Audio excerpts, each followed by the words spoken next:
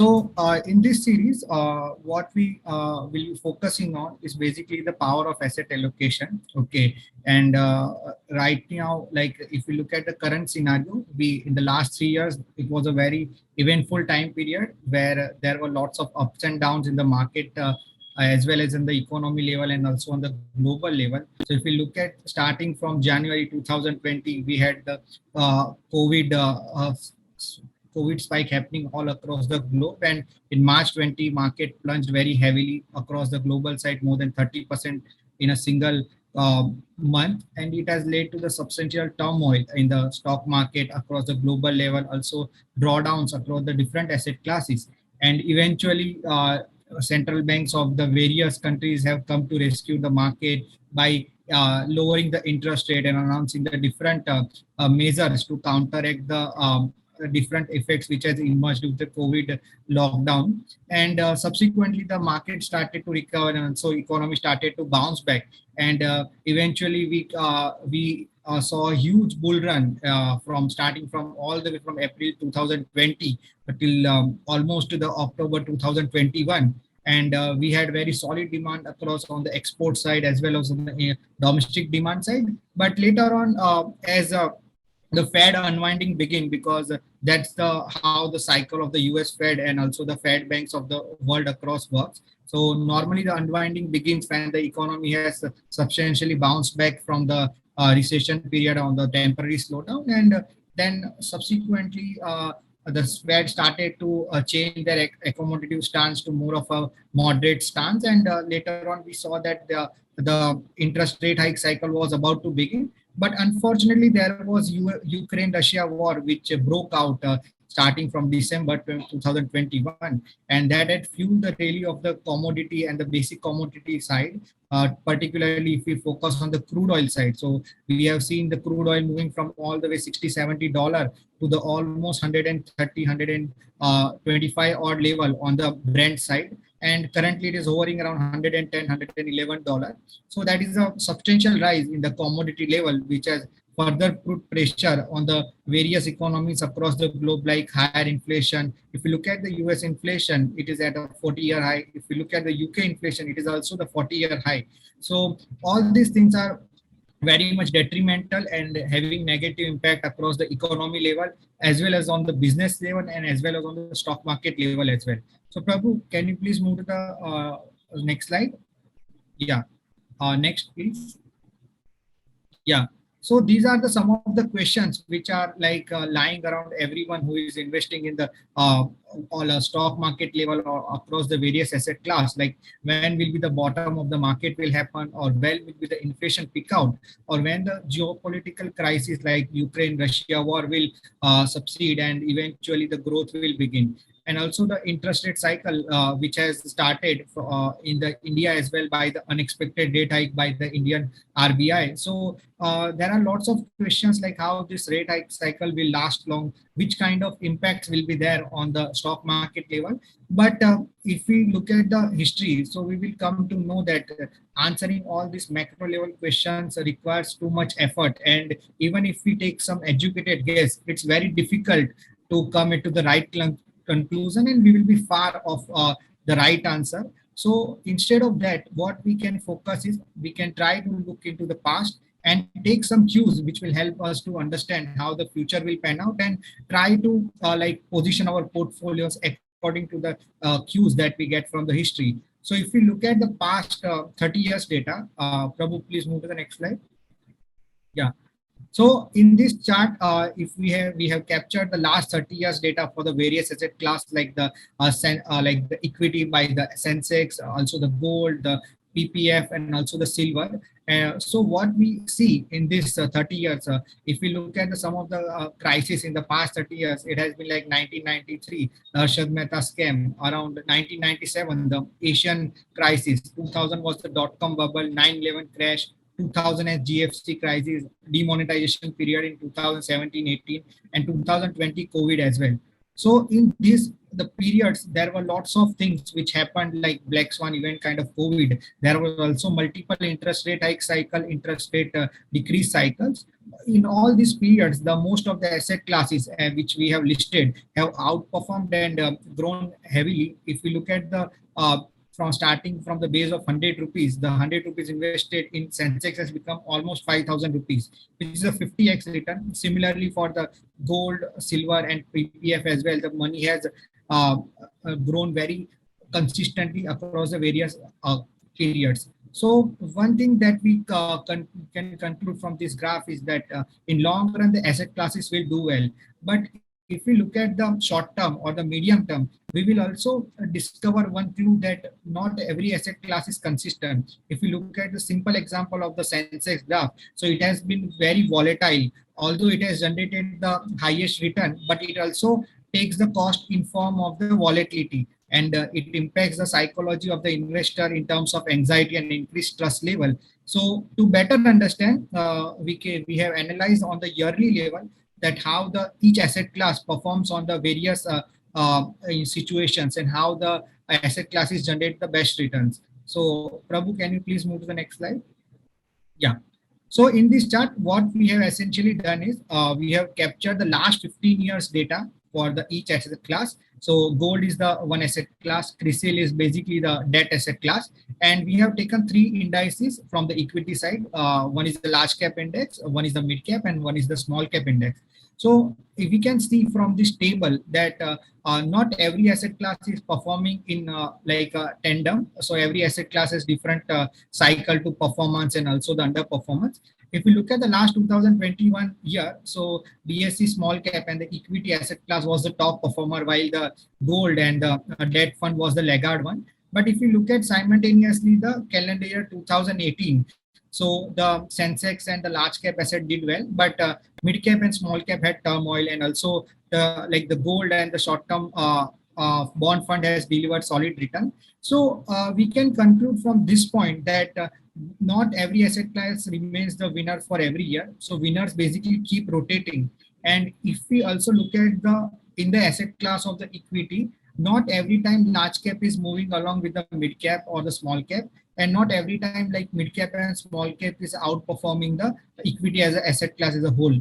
So we can conclude from this point that there is a strong different kind of relation between the various asset classes, and also in the equity asset class there is again different relationship between the mid cap and the small cap, and also with the large cap. So if we look at the holistic data for the long run, so basically the Sensex and the equity asset class has generated the highest return. If we compare the return of 3% for the last 10 years along the gold and also the debt fund side, which is 9%, Sensex and the mid cap and small cap returns are far better, 14, 17, 18%. But that's the one part of the coin. Other side of the coin is basically the cost that investor has to pay in terms of the higher volatility.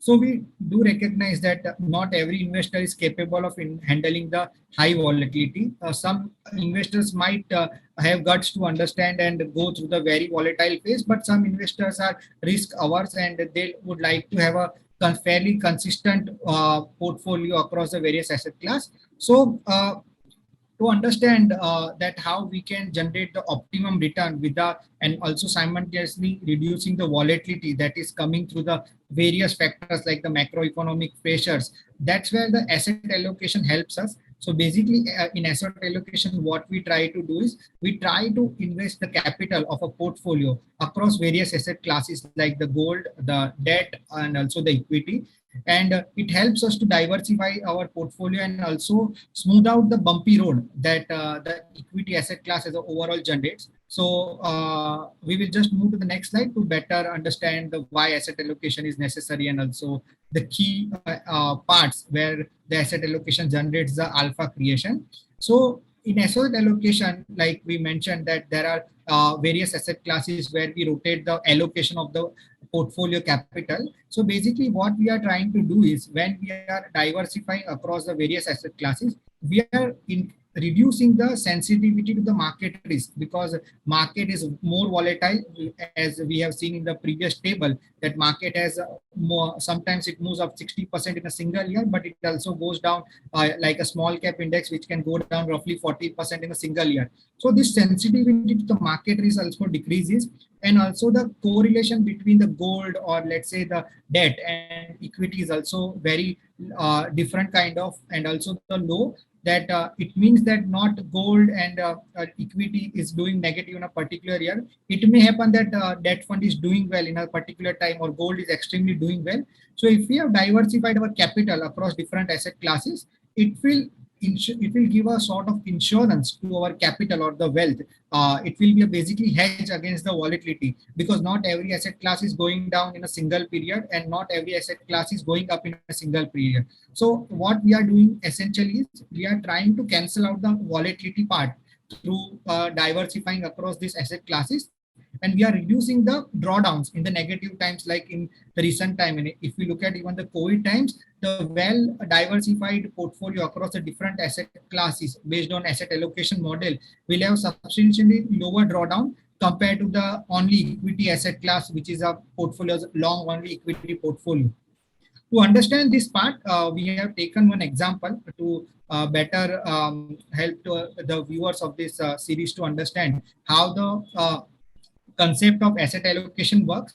So what we have done here in this table and in this chart is basically we have created two cases. So in first case, we have taken the BSE 500 index, and we are investing 100% of the portfolio money in a single index, which is a BSE 500. And in the second case, what we are trying is we are trying to invest the 60% of the portfolio money in the BSE 500 and remaining 40% in the debt fund. So just to make clarification, so we have kept this example as a plain vanilla asset allocation. We have not included other asset class like gold, and also we are not changing the asset allocation on the yearly basis. Okay, so this is a very plain vanilla kind of asset allocation. We are using only two asset class, equity and debt.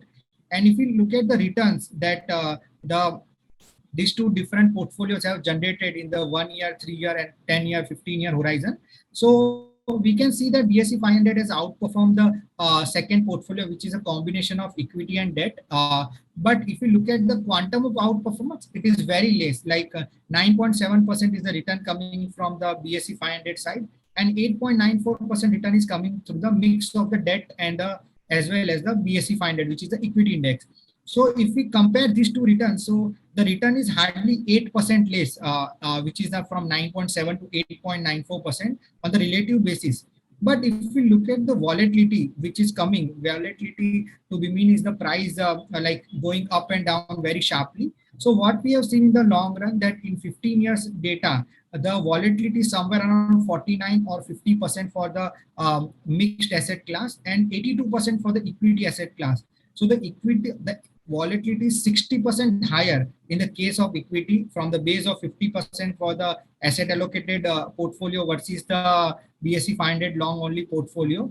So one thing we need to understand, is it really worthwhile to have 60% more volatility for the mere 8 or 9% kind of outperformance versus the equity asset class? So to understand this thing, what we try to do is we basically divide the return by volatility, which gives us the optimal return risk ratio. To understand this, so if we take just example of the last 15 years, what we have done is we have divided the 9.7% return divided by the 82% volatility. So we get the number which is 11.82%. And in second case, we have divided 8.94% for the 15 years balanced portfolio return by the volatility of 49.88%, and we get the 17.93%. So what this number means, basically, the higher the number, it is the better. It basically showcases that if we are taking 1 unit of risk, we are generating somewhere around 17.93% return to the balanced portfolio. And if we are taking 1 unit of risk, we are generating 11.82% return from the BSE 500 or the equity allocation. So it basically concludes that the volatility that equity asset class brings, it also brings the higher reward in terms of the return, but the cost which is asking from the investor on the psychology side, like the increased anxiety and the increased too much drawdowns in the short period of time, like in COVID, and also currently, which the drawdowns had happened across the various global asset classes in the equity mainly. So this cost is not like worthwhile to play if one wants to like smoothen out the journey of wealth creation.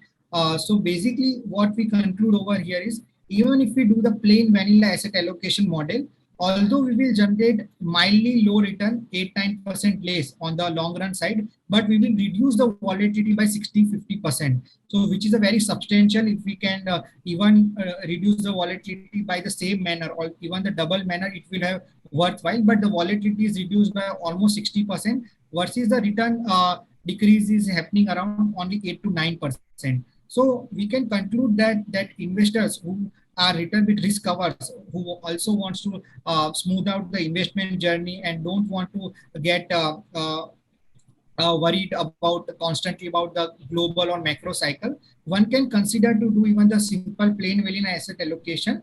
But is there any way that we can even beat the, let's say, the BSE 500 index return or the equity index return? So yeah, there is a way, and we have also like built up our internal asset allocation model where we take the various data points from the various asset class and build a robust model which help us to change the allocation at every time. And for this discussion, like I would like to colleague my Mr. Prabhat, who would take you through this asset allocation model and help to understand how asset allocation model can also beat the best equity asset class as well. Yeah. Thank you, and over to you, Prabhat.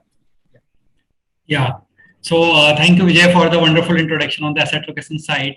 So in the forthcoming slides, I'll be shedding some light on the models that we use in-house for running all seasons scheme, which is the asset allocation scheme. And just to start with a quick, common question that we all face at different point of time, how much we need to allocate into the equity side, how much we need to allocate into the debt side. And in the equity also, what could be the exposure one has to take into the large cap and the mid cap side. So mainly just to answer all those questions, we have this models that we have developed in-house. So mainly first on the asset allocation side, we have models like Buffett model and Yardney model, which takes into account the different interest rate scenario, the earnings in the economy, and gives us an indication whether the equity market is overvalued or what could be the ideal exposure towards the equity versus debt. So those allocation comes from the Buffett model and the yield differential model and the Yardney model. The second question, now that we know that okay, this percent of allocation should go into equity, how much we need to allocate across the large caps and the mid caps. So for that we use in-house developed model which is called forward and trailing P valuation model. So mainly here we take into account the price earnings and the price to book value ratios, and we try to find the overvaluation in the markets based on the trailing numbers as well as the forward numbers. So basically from that model we get the allocation, desired allocation across the large cap side as well as the mid cap side. So now that we know the asset allocation, the third important part is to find out the right schemes, right? And that's again a very important part, because there are around 1,000 schemes in the Indian market across different asset classes. So finding out those top 10, 12 schemes which could be the top quartile performer for next 3 years is the key to creating sustainable wealth. So mainly we have developed a quite robust quantitative framework, ranking methodology, to find out top performing schemes across the equity side, hybrid scheme side, and the debt side. So mainly here we take into account different ratios, risk ratios like Sharpe, Trainer, Alpha, Sortino, and all, to do a ranking across the schemes. And once we have our pecking order, these are the top performing schemes, then we do a qualitative approach. Like we study the exit loads, we study about the cost of the scheme, the management commentary, what the manager has said in the past and how much he's walking the talk, the exposure that we are seeing in the portfolio. So whether he is the fund manager is true to the allocation that he is giving to the different sectors. And mainly we also try to study the deviation across the different benchmark, right, in the scheme. So that gives a very good picture, what could be the good performing scheme across the next 3 to 5 year time frame, and then we try to find out the top performing schemes from there. So but this is again a very extensive study again in terms of studying the the different schemes and finding out the way to process to identify the top performing schemes. So today we'll restrict our discussion just to the first two part, discussing the asset allocation models that we use in house and also the sub asset allocation models that we use. So moving on to the asset allocation model, the first one is the Buffett model. As in the name suggests, it was widely used by Mr. Warren Buffett himself, to gauge whether the market is overvalued at certain point of time or not. So mainly it's a very simplistic model and uses the market cap to GDP ratio as the indicator for finding out whether the market is overvalued. So just to put things into context, if you look at this number for last 20 years for the Indian market, so that number stands at around 77%. At any point of time, if the current Buffett model number is way higher than the 77% number. So let's take example in the year 2019 when it has gone up to 100%. So that was the time when the market was clearly overvalued. Similarly, in the year March 2020, that number has gone down to 65, 62% at certain point of time. So that was the time which shows that the market is clearly undervalued, right? So we can take the indication from the Buffett model to find out when there is excessiveness in the market, both on the overvalued side and the undervalued side. Now, this model has some shortcoming, and again, we don't want to basis all our allocation framework to just a single model, because it doesn't take into account the rising interest rate environment, or the interest rate in the economy, and also the earnings growth aspect. So for that, we have another model which is called Yardney model. So mainly the Yardney model is a very complex model, but it's a derivative of a very simplistic model which is called Fed model. So as the name suggests, Fed uses this model to find out the overvaluation in the US market at certain point of time. So mainly we have and over the course of time, it was defined by Yardney. So mainly the Fed model uses the earnings yield versus the 10-year GSEC yield to find out whether the market is overvalued. If you divide the earnings yield in the economy by the 10-year GSEC yield, and if the number is higher, right, it means the market is undervalued. If the number is lower, it means the market is overvalued. So what is earnings yield? Earnings is nothing but the inverse of the PE ratio, which is the price to earnings ratio, and it basically donates the earnings per unit of dollar invested, right? So if that earnings is higher than the return that we are getting from the debt market, it means that the market is undervalued. But this model has again two shortcomings. The first was that the equity market is kind of risky, right? And it doesn't take into account, we are basically comparing a risky asset class, which is earnings yield of the equity market, with the risk-free asset class, which is the 10-year GSEC yield. And then again, there is some sort of growth aspect to the equity market, which was clearly overlooked, right, in the Fed model. So Mr. Yardney corrected both the shortcomings by replacing the 10-year GSEC with 10-year corporate bond yield. And corporate bond yield, these are the private companies bond paper, so they have certain sort of riskiness attached to it. And then again, he assigned some sort of long-term earnings growth rate in the model. So mainly this model tells us that the market is directly proportional to the earnings growth, the market growth, and is it inversely proportional to the interest rate environment. So if you can just move to the next slide, I'll just try to highlight how this model has worked in the past. So here we can see the representation of the Fed model. And basically, this is the data of last 10 years, right? So the orange line is the yield spread line, which is nothing but your Nifty forward earnings yield divided by 10-year GSEC yield. And the blue lines are basically your the 1-year forward return at that point of time. So if you can just focus on this number here on March of 2020, when the orange line has gone up to 107%. It means that the equity market is highly overvalued, right? And if you look at the forward return from this point of time, it was 70%, right? So the next 1 year, the market has given a return of 70%. Similarly, if we go back and see this orange line at January of 19, that has plummeted to 62%, right? It means that the market is kind of overvalued. And here, if you look at the return, 1 year forward return, that was minus 26%. Similarly, in the past of January 15, when that number has gone down to 65%, the 1 year forward return was minus 21%. So most recently also we have seen that number going down to 62%. It means that the market at some level, it was kind of overvalued. Now overvaluation, there are certain fundamental factors which are deriving this model, mainly recently we have seen the hike in the 10-year GSEC yield, rise in the the steep rise happening in the 10-year GSEC yield, which has put this, bring it back to like 62.7% level. Now, what we have seen historically is that once we reach this number, there is a sudden spike happen, and it reverses quite strongly, right? So, in the due course of time, maybe 2 or 3 quarters down the line, when there will be certain accumulation of fundings happening, or there will be excessive correction in the market, maybe 5-10% correction happening from in the market from here.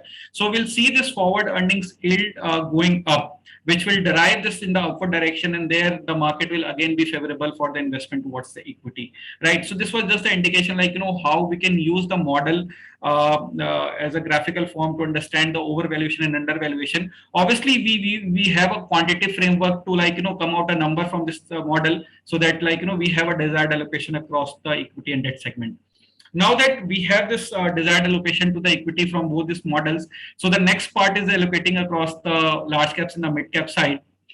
So mainly here we use two models. The first is the trailing model and the forward models, and both the models are based on the valuation numbers, right? So the one is the price to earnings that we take into account. The other is the price to book value.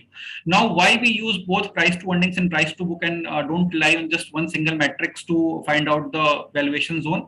So mainly, if you look at the Nifty, 70% of the companies are non-financials, which can easily be accounted by the price to earnings ratio. But if you look at the other 30%, and in fact for the S&P also, another 25%. So there are some NBFCs and financial companies which are accounted by price to book value, right? So to take into account, we have to take care of both the price to earnings and price to book in the model. And the reason why we take into account both the trailing and the forward valuation numbers, mainly because when there is a sudden rally in the market, right? So market is rallying because it's discounting the forward earnings. But what happens that on retailing basis, the market started to look expensive. So the model will peak out quite early, but the forward model will not, because that's there the valuation numbers will be quite reasonable. So then there we can go ahead and make slightly higher exposure towards the equity and all. So that's the reason basically we try to combine both the models and then find out a desired outcome, what could be the ideal allocation to the equity and debt. So just to moving on to the next slide, I'll just quickly highlight there are other way to also look at the market cycles. So we have studied last 15 years data point and last across the large versus the mid cap and the large versus small cap. And what we have seen that the rally in the mid caps and the small caps move in a cycle, right? So there is a point when the mid caps and small caps start moving up, and there is a point where the returns get saturated. There will be sideways movement, and there will be correction in the market towards the end of the bull market, right? So if you compare the number, right, for the large versus mid cap especially, so this is a 3-year rolling return difference between the Nifty and the mid cap index. So where we are seeing that currently we are fairly valued and we are at the long-term average. So there is no as such excessiveness in the market. What we have seen at the peak of bull market. So mainly the return difference of mid-cap index and the Nifty index goes as high as up 10 to 15% on a CAGR basis. So currently this number shows that we are fairly valued between the large and mid cap side. So there is no as such excessiveness in the mid cap space. But similarly, if you compare the large caps versus the small cap, so you remember post COVID, the small cap index is a very sharp run. The index itself got tripled in a period of 2 years time horizon. So mainly because of that excessiveness, you compare the large cap versus the small cap return. So we are currently standing at +1 standard deviation. And actually this is the range from where the correction starts happening in the small cap space. So we have been there for at least last 4 or 5 months, and as we have seen the market also, the correction in the small cap space is quite high. So maybe what we can do incrementally, the allocation that we are putting on the small cap side basis this model we can put on hold, or try to book some profit on the small cap side and wait for this line to come down. So that could either come from the earnings that we'll be seeing in the small cap companies across next 2 to 3 quarters, or mainly because of the excessive correction that companies the small cap index is currently going through. So if there will be some more correction, then maybe it will be reasonable to come back to the small caps and start investing again. So on this broader level, we just get some idea how we are in the cycle, and we can, if we have to take some long view on the market, so we can take the views basis these kind of frameworks. So moving on, since we know about the asset allocation frameworks to invest. So here is the back tested strategy performance, which showcase the power of asset allocation to you. So mainly what we have done, we have this in-house model that we use for allocating across debt, equity, gold, and the other asset classes. So if we don't invest in any active schemes, right? If we just take the ETFs and the index funds, which are extremely low cost, and create a portfolio out of it, right?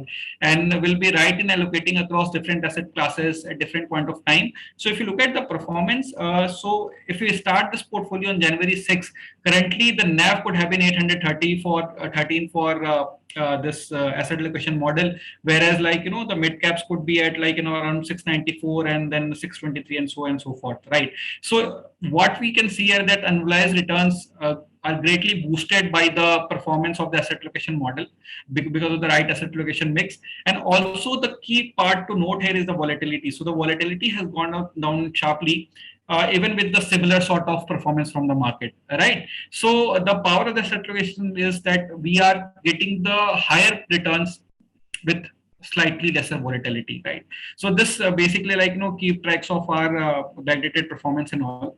So just to move on to the last slide, and we will quickly cover the current market scenario. So recently what we have seen is that we are getting a lot of feedback from the client side, and we are a lot of queries from the client side, how we are in the market and whether it's the right time to invest, or should we have cash, what should our should we deploy it right now, or should we stagger the investments. So mainly we have done this study of last 20 years, and we have found out that the Nifty P is a good indicator again for if you look at the broader level. So if you look at the maximum drawdowns has happened when the Nifty P was at 25 or more than that, right? The peak drawdown where the markets have corrected heavily of more than 20% and so. But considering the current P of 18 and 90 on the index side, so the market seems reasonably valued. And what we have studied and seen that if the Nifty P is less than 20 and we invest with a long-term horizon of let's say 3 or more, so it's the most rewarding for the investors for 3-year time horizon or so. So currently also there are some some reasons why the Nifty P is looking kind of depressed, mainly because of the higher earnings from the cyclical side. But even if from here onwards there will be some sort of correction in the market, so investors can utilize those correction to allocate across their right asset allocation mix. And mainly if you are conservative investors or aggressive investors, just stick to your asset allocation mix. So by asset allocation mix I mean is that if let's say your ideal asset allocation mix is 60% into equities and 40% into debt, and mainly because of the current market correction, your asset allocation mix the correction in the equities, the equity has gone down to 50% in the portfolio, and debt has gone up to 50%. So reduce some weightage on the debt side and try to allocate on the equity side. So just stay true to your the asset allocation mix, and maybe the time has not come to go excessively overboard on the equity side. Maybe on the forthcoming volatility you can utilize that to slightly gear up on the equities in the portfolio. So with that I would like to conclude my part in the presentation and hand it over back to Prabhu, so we can take some questions from the participants now. Thank you. Yeah, thank you, sir. So the first question we have is about equity markets. As it bottomed out, after the recent correction, and is it the right time to put money in, or should one consider, waiting for further corrections?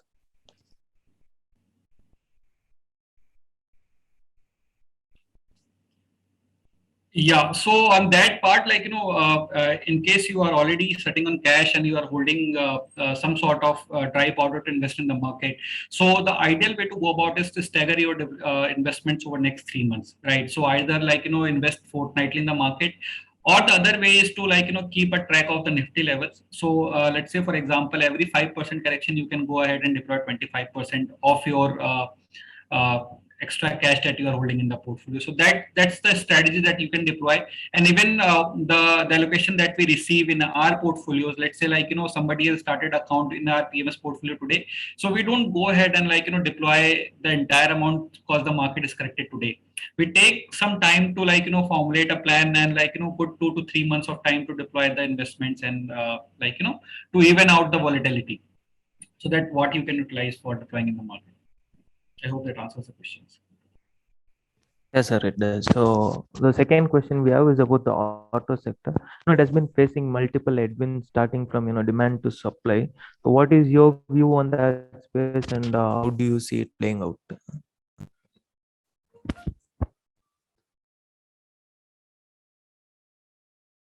Prabhu, the question was not clear. Can you please repeat again?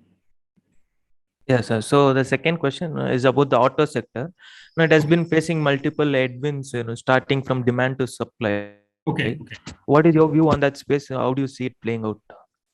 Okay, so the auto sector is mainly like, it's a cyclical sector. In the last 3 years, we have seen the demand slow down in the auto sector, mainly because recently, in the last 1 year, a lot of companies have taken a price hike to compensate for the higher raw material prices.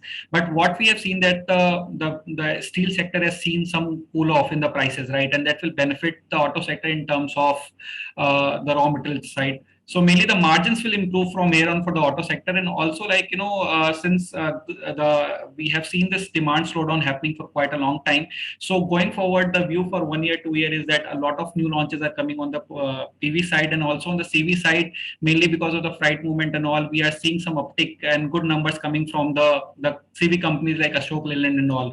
So the stance is positive on the auto companies. On the portfolio side, we are invested in an ancillary company which which is a beneficiary of the EV cycle as well. So the EV companies are going to record good grow at a good 45% CAGR over next 4 to 5 year time frame. So we are comfortable taking position in the EV space, and we have taken it through an ancillary companies which has a good robust order visibility of over next 10 years time frame. So maybe a similar thing can be applied or followed by the participant as well. Yeah. Right. So we have another question from BFSI sector. So what is the outlook for that? Yeah, I will take that question. So basically, if we look at the BFSI side, so one is the fundamental part, and another is the price return or the stock prices that we are tracking on the stock market level. So what we have seen in the past, like because of the moratorium and because of the EMI holiday, the banks and the NBFC have suffered a lot during the COVID time, and they did a very pretty heavy provisions to cover the like the probable loss that will incur from the moratorium side and also the EMI holiday side. But what we have seen when the market and the economy has reopened, the EMI and the collection efficiency for the sector has started to grow more cross the 100 level. So if you look at some of the companies like AU Small Finance Bank, or even if you look at the some of the companies like Credit Axis Grameen, which is from the microfinance side, they have sufficiently recovered their collection efficiency from the 80% to the 99, or the even crossing the 100%.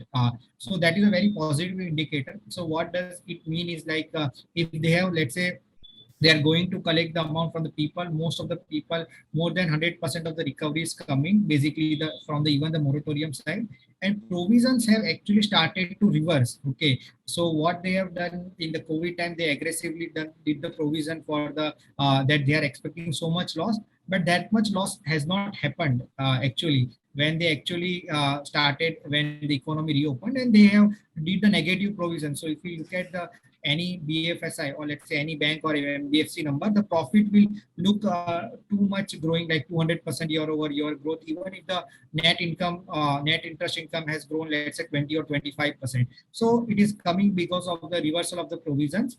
But if you look at the price performance of the, let's say if someone talking about the HDFC Bank or even the ICICI Bank, so we have not seen the big rally happening in the stock price. So one thing that we can attribute this stock price not picking like matching with the stock fundamental is also the various macroeconomic factors that we are going through, and also the position of the FII side. So if we look at the current composition of Nifty index, 35% of the index is made of the finance names. And if we look at the FI allocation, so FI also the highest allocation in the BFSI sector in the Indian emerging market.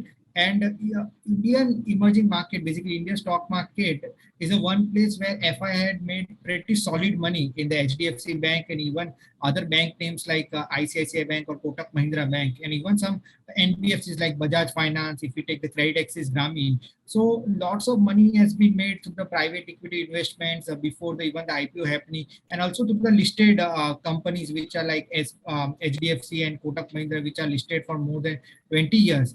So they had lots of profit on the table, and the market as a whole, Indian stock market is a quite liquid. So they were also able to exit without like pushing the prices too much low. So if you look at the current BFSI allocation from the FII side, it has substantially gone down. Like if you look at the some of the data, so in only this calendar year 2022, FI has sold around more than 2 lakh odd crore in a stock market level in the cash segment. So which is the highest in the last 20 years data. And also the DI is buying, but the buying is not like matched by the FI selling because the quantum is quite big. So because of that, also the price is not reflecting, and also the market does not like the uncertainty which is coming from the macro side, like the inflation is spiking up, and there is no sign of cool down on the crude oil side because the Ukraine and Russia war is also like impacting the prices of the basic commodities like oil and gas and also the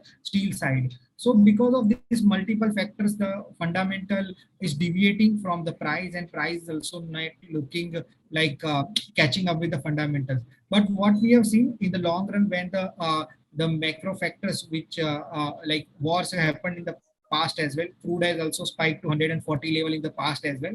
But when the things start to come off, the market will try to recognize the future. They will discount the future very immediately because the business models of the BFSI sector today is very strong. They are capital. If you look at the capital adequacy ratio, it's way above the RBI limit of 9% odd. And if you look at the growth that they are getting from the loan book side has also improved. In fact, HDFC Bank and ICICI Bank has one of the solid growth in the last 8-9 quarters, the best loan book growth. So it shows that economy has started to improve. But because of the certain uncertainties, we have seen the price not picking up, or let's not matching the fundamental. But that is the time where we will get the best prices, because that's when the prices start to depress and we get the good valuation, which can help us in the long run wealth creation. So if someone would like to have exposure on the BFSI side, maybe a staggered investment in the particular sector can yield better return compared to the other sectors which are like cyclicals, which have already topped out, and they are already in the late cycle of the expansion side. Yeah. So I hope it answers the query. No, thank you, sir. So we have another question on LIC and its performance since its listing. No, despite the repricing and the discounts provided, it had a tepid performance, and in the last few sessions has lost close to 77,600 crore market cap. So what do you think is the issue there, and should one consider investing in it? Yeah, so LIC is a very good example of the, let's say, when there is lots of expectation. There were lots of expectation from the retail side, also on the institutional side, but the stock has not done as per the expectation, although there were some discounts which were offered to the retail investors and the policy holders as well. But if you look at the fundamentals, so if you look at the there is called a value like the VNB margin, is basically the margin of a new business that the insurance company gets. It's pretty much low. It's somewhere around the 9% for the LIC versus HDFC Life, or let's say ICICI Pro, or let's say SBI Life, somewhere around 25 to 27%. So the margins are pretty low for the LIC, which is the 1/3. So if you look at their valuation, it is somewhere around 1.2x of the embedded value versus the 2.7x or 3x of the HDFC Life and also the ICICI Pro. So what we think, the market is trying to value LIC from both the points. The promoter is Indian government, so always there will be the higher say in the operating performance of the LIC by the government. And what we have seen, that government is not running the organizations only for the profit making purpose. So we are not sure like how the government will take actions in the future. And also LIC has been consistently losing market share in the last 30 years. So we are not excited about the LIC IPO. I think we have better opportunities available from the insurance segment and also from the BFSI side. So if you wants to have some exposure on the insurance side, so maybe one can look at the HDFC Life or the ICICI Proof from the long-term point of view, or maybe look at the some different sectors which have a higher tailwind and also the low valuations. Yeah. Thank you, sir. So the next question is, can we rely on a hybrid fund for 14% returns for 15 years period as an asset allocation? Is the asset allocation internally handled?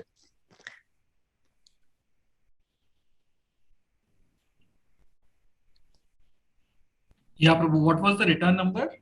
So 14% returns for a 15-year over a 15-year periods.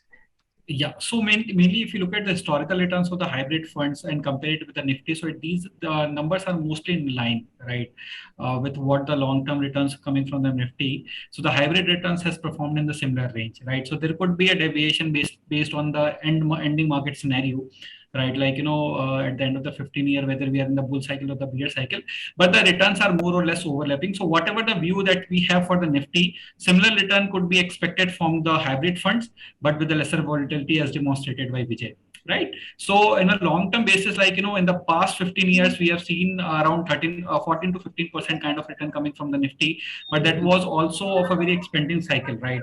And going forward, the market since becomes mature, right? So as and when the market matures, the return expectation slightly compresses. So maybe, like, the right expectation would be slightly a percent point lower than what we have seen in the past 15 years, right? So that we can expect from the hybrid funds to perform. I hope that answers. So there's one more question to that. No, does RH have any PMS scheme for based out of asset allocation models? Yes, absolutely. So we have this all seasons fund, and all the models that we are discussing here. So these models are developed for the all seasons scheme, right? So this is a scheme which is we started in the year 2019, end of the year 2019. So mainly it is it's a very unique product in terms, like, we are holding the mutual funds on a PMS platform, and actually we have just invested in the direct schemes, right? So normally if you go out and, like, try to invest in the mutual fund schemes, you need to open different folios for different AMCs, and again those are regular schemes, right? So you have to pay some sort of cost to the AMC, right? So basically we have created a fund for the mutual fund on the PMS platform, and we invest only in the direct scheme so that the cost factor reduces a bit. Now, like, there are other schemes like, ICICI Pro Balance Advantage and hybrid schemes are there, which are again kind of taking exposure on the debt side. But if you compare the benchmark, so the benchmark is kind of hybrid benchmark. So mainly they are comparing the portfolio return with a hybrid benchmark where you have 70% equity exposure and 25% kind of debt exposure. So in a bull cycle, they try to, like, do better when they have the benchmark as, like, some portion of debt. But here we have, like, tried to fix a benchmark as equity, right? Because we feel that at the end of the day, if you are allocating your entire wealth in a portfolio which is called all seasons, so you need to beat at least the market return, right? And the market return is measured by Nifty. So basically we have put the Nifty as a benchmark so that now it will do justice to the overall return expectation of the client. Right. And obviously, if you look at the drawdowns that we have seen in this scheme, so in the current month, also last month, also we have around 2% kind of outperformance over the benchmark, mainly because it was the month where the market has corrected. And in the month of March 20, when the market was down around 24%, Nifty was down 24-25%, the scheme was down only 18%, right? So that was a straight 6% kind of alpha that we have generated over the benchmark. So the idea is that, like, this scheme will do really well when the market is in sideways zone or market is in bear territory, right? So this is the scheme where, like, we have sufficient diversification to counter the volatility in the market. Yeah. So thank you, sir. So the next question is, will the diversification across globe, investing in foreign companies through ETF route a good idea in current scenario? Yeah, so on the global side, so I would like to share my views, and maybe, like, Prabhat can also augment later on if there is any. So on the global side, if we look at some of the countries on the emerging market as well, So there are some really good options, but what we have seen necessarily is that when we are investing in the global market, we need to take care of the countries as well as the regulatory risk. Because when we are investing in the domestic market versus and global, there is also the currency cost which is coming in. Okay, so rupee is depreciating versus the dollar, so it also compresses the return if we are investing directly in the US market.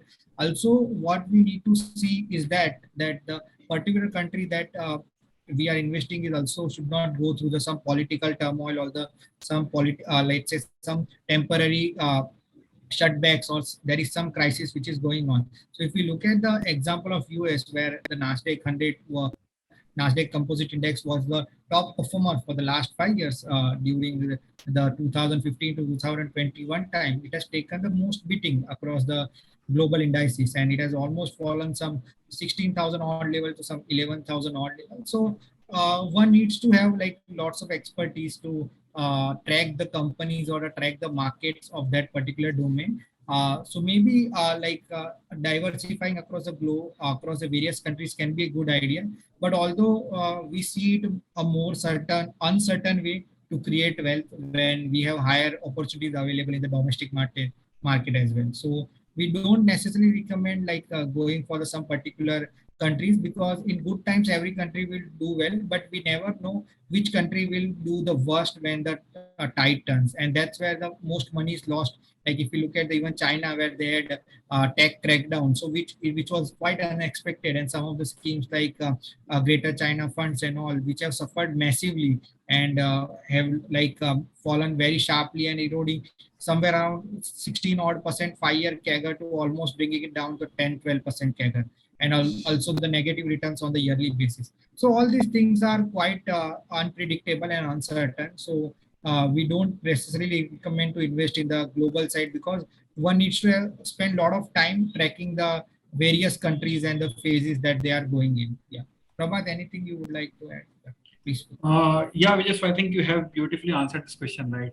Just to add here that, currency depreciation is one of the most important reason, we don't try to go out and find out the schemes which are listed in either US, Europe, or China, right? So mainly these are the three markets where we have a lot of ETFs, and we can take the country exposure, but then there are country specific risks that can't be negated, right? So earlier it was China, now it's recession scenario happening in the US, and mainly because of the war, the Europe is also under stress. But if you compare the markets of India, right, so basically we are coming out as a very shining economy in context of all the turmoil that's happening globally, right? So the reason is we have received a lot of requests from our clients, they want to invest in the Nasdaq ETF and all. We did some study, and we found out that the markets, the valuations are kind of exaggerating there, and in terms of the rising interest rate environment, this 10 companies, the valuation multiple will collapse, and we refrain investing in the Nasdaq ETF in our all seasons fund. So the reason was simple, and it's nothing that we are opposed to it. If the valuations are right, if the growth prospect is there, then we can go ahead and make the investment. But we need to have those at least some basic hygiene there in terms of the fundamentals that we are confident of. So yeah. Yeah, thank you, sir. So the next question is going back to the sectors. In this downtrend, which sectors is better to invest? Yeah. So we are basically the long-term investors. So we are not picking any sector or any business in our portfolio from a 1 year or 2 year point of view. So whenever we are picking any business, so we take normally the longer view of around 5 to 6 years. Okay. So if we look at the current scenario, so what we think is the building material is is the one sector where we are quite bullish, and the results have also shown, but not necessarily every building material is a secular bull run kind of story. So what we like is some of the wires and cables sector, also the PVC pipe segment. So these are some niche in the building material sector that one can focus on. Like the wires and cable sector has grown more than 13% on the volume growth side for last more than 15 years. Similarly, if you look at the PVC pipe segment, which has grown more than 10-12% for the last 10 odd years, and also it is expected to move around 12% due to the various initiatives which are taken by the government, and also the various companies like going for people are shifting to the new house policy and all. So our basically what we think that even in the building material segment there are particular particular industries where one can look at exposure, like basically the wires and cables can be one, second can be the pipes, and third can be the paints. Also we have some interesting companies coming out of from this sector. Normally what we do at our portfolio level, we never pick the companies in the paint segment. We have one company which is coming from a mid cap or small cap kind of universe, but not necessarily trading at the higher valuation like the large cap companies like Asian Paints or Bajan Paints. So they are trading at a very high valuation. So even if they compound their earnings, let's say the 20 odd % level, so the IRR for the future can be bit less because the valuation is quite high. So one needs to have some cross check on the valuation before one takes any bet on the wires and cables or the some of the sectors like PVC and paints as I highlighted. Yeah, just to add to the Vijay's point, so like what pattern that we have observed in this current downtrend, right? That normally when the market corrects defensive, like IT or FMCG businesses do well, because in the rising inflation environment they have the benefit, like the advantage of passing on the cost. But if you look at the prices of all those companies from those sectors, it's a correction which is through the sectors, right? So when you are in a rising interest rate environment, right, so everything will get affected because the assets will be repriced. But the key is to find out the companies where we have robust earnings growth coming in, because the growth is the only thing that can take out the company from the downtrend and re-rate the company in the coming future. So mainly our endeavor is to don't stick ourselves to a particular sector, and find out the sectors which have historically done well in the some corrections or some interest rate hike cycle, but find out the individual businesses where we have absolute certainty of earnings growth, right? Because if you look at the current correction, also the thing that has impacted the market is the margin pressure. Those companies which have withstand the margin pressure and has grown their earnings, nothing the impact to the share price is minimal, right? And in fact, when the next quarterly earnings will come, these will be the companies which will first rebound, right? So the idea is to change the track slightly and find out the companies which can deliver the earnings over next 3 to 4 quarters, because those will be the challenging time for the economy. And if the companies will be able to deliver, then the portfolio returns will be improved from there. So yeah.